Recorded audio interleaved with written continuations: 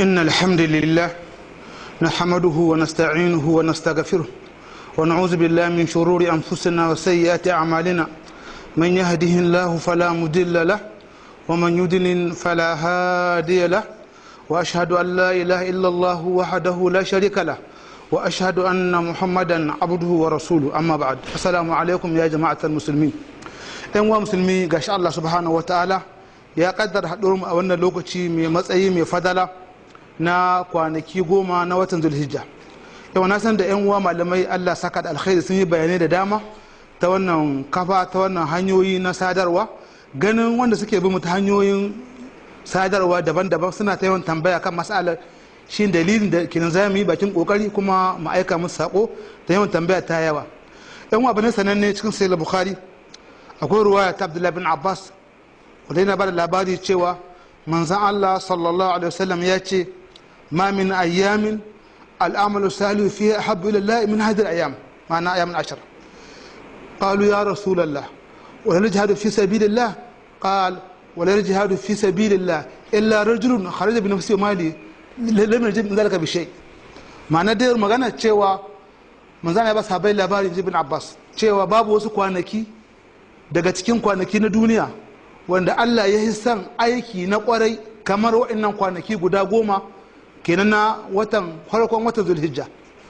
Sahabbai suka ce ya rasulullahi wannan abin da kawai ko da jihadi fi sabilillah, yace hatta jihadi fi sabilillah sai dai mutumin da ya huta zuwa jihadin da dukiyar shi da ran shi bai dawo da komai ba samu shahada shi kullum zaka ga wannan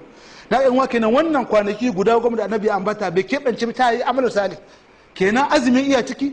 sallah tana azkar iya ciki, karatun Qur'ani zamu ce da duk wani abu na alkhairi, sadaka ce, ziyara ce, duk aiki na alkhairi shine kace wannan kwanakin inda zaka mutun tambaya wani kwanaki suka yi kwanakin 10 na ƙarshen watan Ramadan wanda ke itikafi. Wannan kwanakin sun yi kwanaki 10 na watan Ramadan na ƙarshen Ramadan sun yi shi fadala. Illa can akwai daren da ta kadar Qur'an, amma a kwanaki a duniya kaf babu wani wata da yake da matsayi kamar wannan kwanakin guda 10 na watan zulhijja. Don haka kenan duk aiki na alkhairi ba keɓance ba, azumi ne, sadaka ce, sadar zumunta ne, duk wani aiki na alkhairi ba abin da aka keɓance na cewa he aiki kaza. Illa magana azumi iya cikin aikin alkhairi,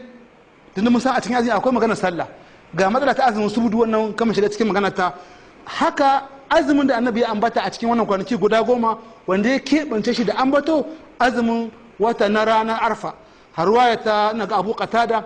ya bar labarin an wa manzo ana tambaya an so mu yi arfa, yace yukafiru santar madiya wal baqiya. An wa annabi tambaya inji bin Abbas, inji Abu Qatada, an wa annabi tambaya me matsayin azumin ranar arfa, yace iya kafaral shekara da ta huce da mai zuwa. Kenan shine annabi ya keɓance da matsayi a cikin kwanaki 10 azumin ranar arfa, shi yake da fadala ta ma kafara ko a gafarta ma zunubai shekara 2, shekara da ta wuce da shekara mai zuwa. To illa wannan mas'ala ta magana azumin arfa a yanzu ganin Saudiya yau suna 30 ga wata, kenan kun gobe lazim kenan gobe 1 ga wata ne, kenan ranar laraba 1 ga wata, kenan akan haka an kai lissahi arfa za ta haɗo ranar alhamis, kenan duk arfa ɗaya ce ba abu Nijar ko Najeriya ko ta ƙasa ɗaya ce arfa, kenan a lissahin Saudiya in ba an canza ba kenan ranar alhamis waccan ta sama shine ranar arfa in ba canza ba. Kenan duk wani mai aikin alkhairi a wannan kwanakin kai barka, kiyamun lelin ce, sadaka ce, azumi da abu na alkhairi a wannan wata an baka dama kai ta yi.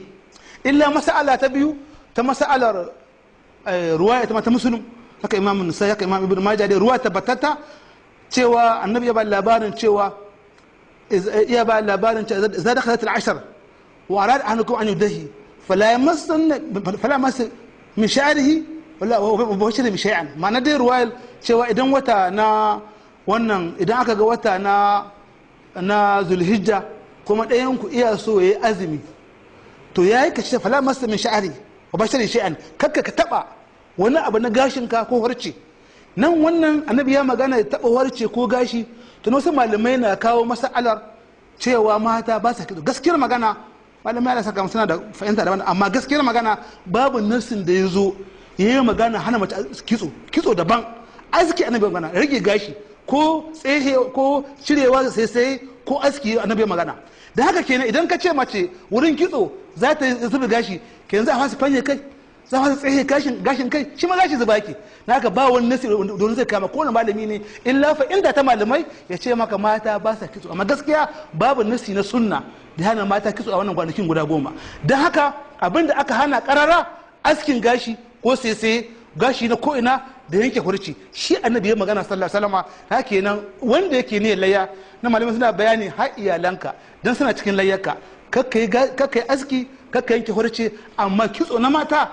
ra'ayi ne inda ta wansu Allah gafarta musu amma babu nasi karara da ya hana mata su kitso ina fata an wata mi kokarin ribotuwa da wannan fadoli na wannan kwanakin 10 na dukkan aikin alkhairi kuma da wanda ya niyya ta layya kai aski kai yanke horce har yanka layya